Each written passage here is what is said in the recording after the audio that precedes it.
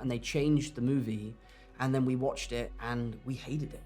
We did a 110-foot drop on this movie, which was a lot of fun. That's a big drop. All right. That's a far drop. Welcome back. And I'm like, Peter pays a heavy price, basically sort of losing everyone, or everybody loses the memory of him. What do you think is harder, losing your memory and not being aware of it, or being the one that knows everything when everybody else knows nothing?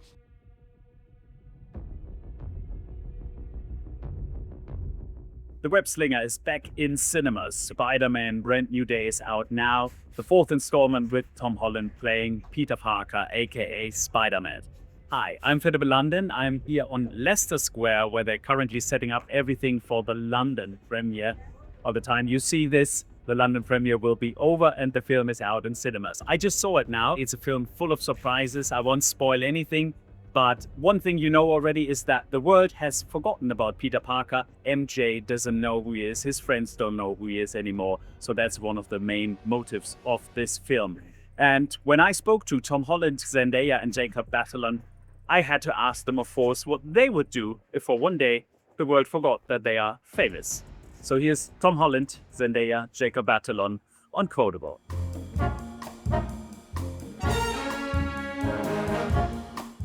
You've been building Peter and MJ's relationship over 10 years and almost 10 years and 4 films now.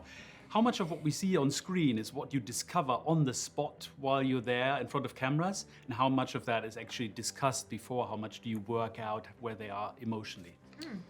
I don't know if that's an exclusive question to our two characters. I think that is something that everyone that is involved in these movies goes through. Like a great example is Jon Bernthal and I, who plays the Punisher, is making his, cinematic debut in this movie, and what was on the page is very different to what is in the film. And, we developed a lot of the character stuff before Jon arrived because he was away doing something else. And when we got to set and we started improvising, and Destin kind of saw my relationship with Jon, because we've been friends since before I knew these guys. Just, we were having so much fun. And it really dictated how those two characters interacted on screen. After being in the franchise for 10 years now, almost 10 years, when you started this film, is anything different than if you compare it to the first film that you made, anything significantly different? yeah, for sure. I think a lot of it comes from just like the confidence of having lived a little more life, understanding myself better, understanding the characters better, and feeling like you have maybe a little bit more like agency over like what you think should happen to your character. And it was really nice because I also think that I was lucky in the sense that Jon Watts gave me such a unique take on the character, and it was really fun to try to explore something that I hadn't done before, and that was a little bit different maybe from comic book MJ. And so that was a unique challenge, and then also trying to carry that over in these new films as well and honor that, but still find a maturity and a growth to the character, and Destin coming in and being like, what do you want to try? Like, what are things that maybe in other movies you feel like you haven't been able to explore that you might want to, or like if you had like a dream scene or idea, So that was really fun. And we just kind of went from there, and he was super open and super collaborative. So yeah, I think just like maybe knowing yourself more and knowing the character more over that course of time. Yeah. Jacob, now Peter pays a heavy price, basically sort of losing everyone, or everybody loses the memory of him.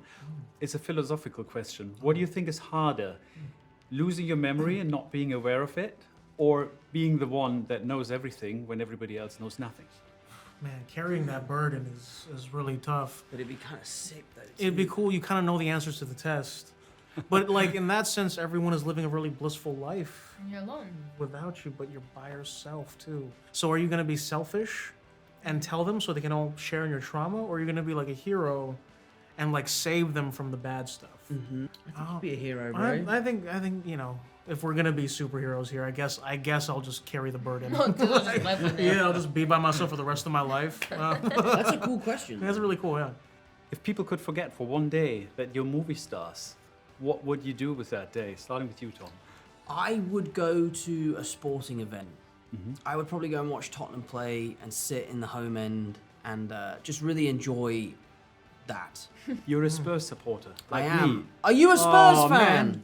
Come on, man. I want to say it let's more go, and also bless you. now. Things are looking good for next year. And how about you, Zendaya? I was said this earlier, but I just walk around the mall. Okay. Yeah, I Good just mall miss, trip. you know, Yeah. walking. Not even to get anything, Yeah, just to kind Just of cruise hang. around the mall. Hang out at the mall, get some snacks. Love it. You, Jacob? I'd probably go to the movies. See the new Spider-Man? Yeah, probably watch the new Spider-Man movie. Yeah. There will be a lot of scenes with high altitude again. Yes. And although there's lots of CGI, I was wondering, how good are you guys with heights? I'm actually In really real life. good with heights. I I'm kind actually of really not too love scared heights. of We heights. did a 110-foot drop on this movie, which was a lot of fun. That's a big drop. that is not short. No, but it was cool. Yeah. It went well. I remember my first day on the last movie was like a drop with Luke. I was so jealous you got to We're do just that. like, all right, Far drop. welcome back. and I'm just like, ah. So yeah, no, I don't really have a problem with it. Pretty good. And finally, you guys are obviously no strangers to big blockbusters. How much of a burden lifts once it's a wrap and everything's done? Because I imagine this is exhausting to have such a heavy film. How much of a burden does it feel sometimes? I wouldn't describe it as a burden. It's definitely a lot of pressure, but to me, it isn't until that third week after the movie has come out. Okay. That it's over. Because you want to see what people think, you know, and these movies evolve so much between wrapping photography and coming out in the theater, you know, so there's a lot of unknowns as actors, and that's why it's so important that we trust the filmmakers, because once we're done on set, it's now down to them. Yeah. And what's really interesting is we've seen loads of different cuts of this movie, and one of the cuts was they took all of the notes from all of the random people that saw the film and they changed the movie, and then we watched it and we hated it.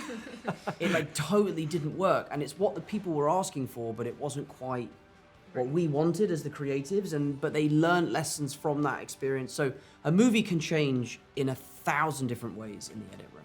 Best of luck with it. Thanks a lot. Thank you so Good luck much. for next season. Thank you.